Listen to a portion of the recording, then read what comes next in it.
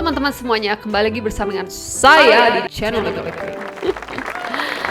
Ya, seperti yang udah bisa lu baca di judul konten kali ini, hari ini gue ingin membahas masalah-masalah yang gue lihat nih terjadi secara berulang gitu di dalam bisnis, dan saking seringnya gue menemukan pola-pola serupa ya.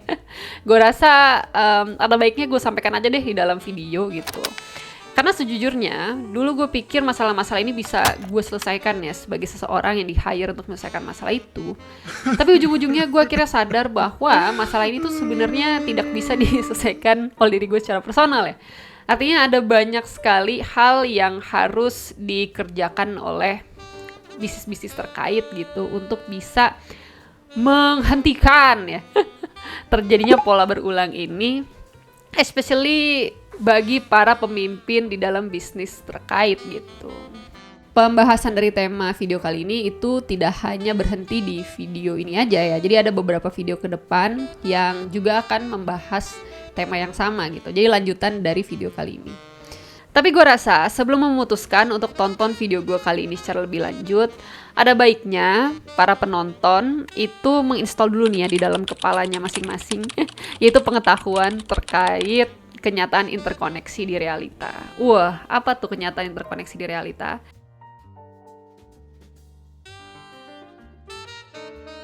Sebenarnya ini sih bukanlah suatu pengetahuan yang mind-blowing ya, atau sulit gitu untuk dimengerti atau kompleks. Ya bisa dibahas secara kompleks ya, dan dibedah dari berbagai macam disiplin ilmu gitu. Tapi poin gue di sini sebenarnya untuk mengingatkan kembali ke teman-teman kalau salah satu konsekuensi dari kehidupan bersama kita di dalam satu alam semesta itu artinya kita memiliki kesempatan untuk memberikan dampak ya terhadap satu sama lain. Entah lu sadar apa enggak, entah lu sengaja atau tidak gitu. Itu adalah suatu kenyataan yang menurut gue ya bagian dari hukum alam gitu. Sama aja kan kayak misalnya suatu keluarga tinggal di satu rumah gitu. Nah, bagaimana keadaan rumah itu ya sebenarnya tergantung dari bagaimana ya setiap anggota keluarga memperlakukan rumah itu kan. Walaupun memang dalam konstruksi budayanya ya si keluarga itu bisa membelah ya berbagai macam tanggung jawab sesuai dengan peran-peran dari setiap anggota keluarga.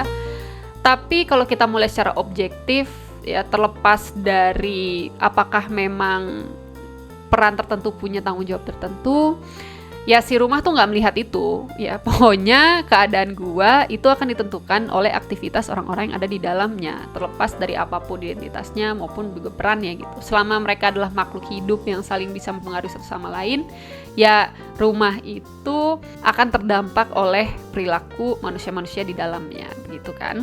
Nah, kenyataan interkoneksi ini yang seringkali gue lihat itu kurang canggih ya dimanfaatkan oleh para pemimpin yang ya memimpin berbagai macam entitas kolektif apapun gitu, entah itu pemimpin keluarga, entah itu pemimpin bisnis, entah itu pemimpin suatu organisasi. Nah, kalau lu udah punya pemahaman yang mendalam terkait kenyataan interkoneksi ini, biasanya lu akan jadi lebih mau untuk berkebijaksanaan dalam memimpin atau mengelola apapun yang sedang lu bangun. Nah, ini yang merupakan akar masalah ya, salah satu akar masalah dari banyaknya masalah yang tercipta secara berulang gitu dalam bisnis.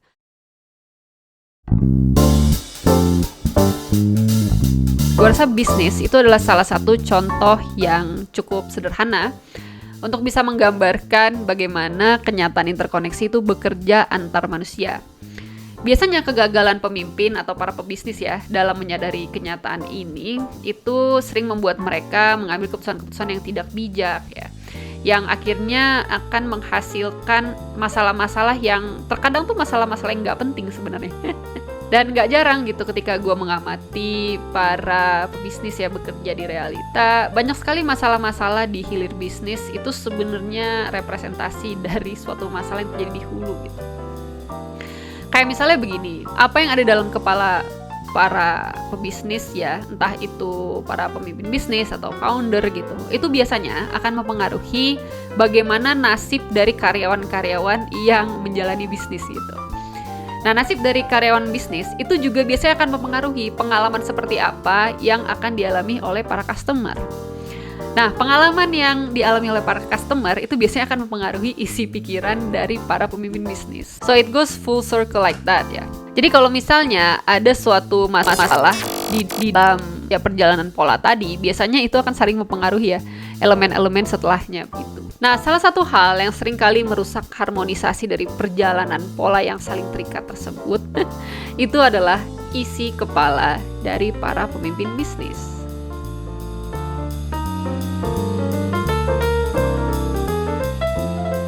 Dulu gue pikir kalau masalah yang terjadi di dalam bisnis itu berasal dari bisnis itu sendiri.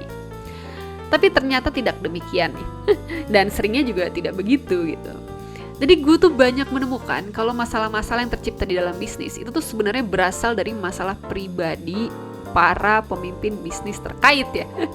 Entah itu masalah ego dan kepentingan para pemimpin perusahaan lah, entah itu masalah insecurity dari pemimpinnya lah, entah itu masalah kompetisi keluarga lah ya. Entah itu masalah yang tercipta dari hubungan-hubungan yang terhalang gitu kan. Ya pokoknya banyak banget lah gitu masalah pribadi yang kemudian masalah itu ternyata menjadi driver utama dari terciptanya berbagai macam masalah yang ada di dalam bisnis ya. Tapi dari semua masalah personal itu, gue semacam melihat ada satu akar masalah yang mendasari terciptanya persoalan pribadi itu yang kemudian merembet ya menjadi persoalan bisnis yang lebih besar. Nah, akar masalahnya itu terletak pada ketidakmampuan ya atau kurang ahlinya dari para pemimpin bisnis untuk berelasi secara mendalam dengan dirinya sendiri, sehingga akhirnya mereka nggak punya benchmark yang ya dengan kebijaksanaan yang lebih tinggi gitu untuk membangun relasi dengan manusia-manusia lain di luar dari diri mereka sendiri. Atas dasar kesadaran ini, gue tuh jadi lebih paham kalau ternyata banyak sekali kepentingan yang mendasari terciptanya suatu bisnis itu tuh tidak berasal secara objektif ya untuk bisnis itu sendiri ya, tapi lebih kepada pemenuhan hasrat-hasrat pribadi dari para pemimpinnya. Sebenarnya nggak ada masalah ya kalau mau membangun bisnis atas dasar kepentingan ataupun hasrat pribadi begitu. Cuma itu harus dibarengi dengan kecanggihan ya atau keahlian untuk mengolah hasrat-hasrat itu. Sehingga akhirnya nanti kepentingan bisnis itu tetap bisa lebih tinggi daripada kepentingan pribadi dari para ya pemimpin-pemimpin yang menjalankannya kan. Dan salah satu kepentingan pribadi yang seringkali mendasari terciptanya sebuah bisnis itu adalah kepentingan untuk memenuhi ekspektasi nih.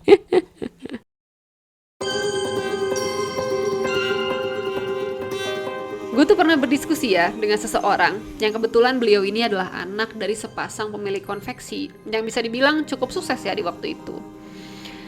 Ya awalnya beliau ini menginisiasi pertemuan dengan diri gue karena kan memang waktu itu gue masih secara aktif ya membuka layanan digital marketing untuk brand-brand, dan kebetulan beliau ini memang sedang ingin membuka channel online juga nih ya dari bisnis offline si kedua orang tuanya itu kan.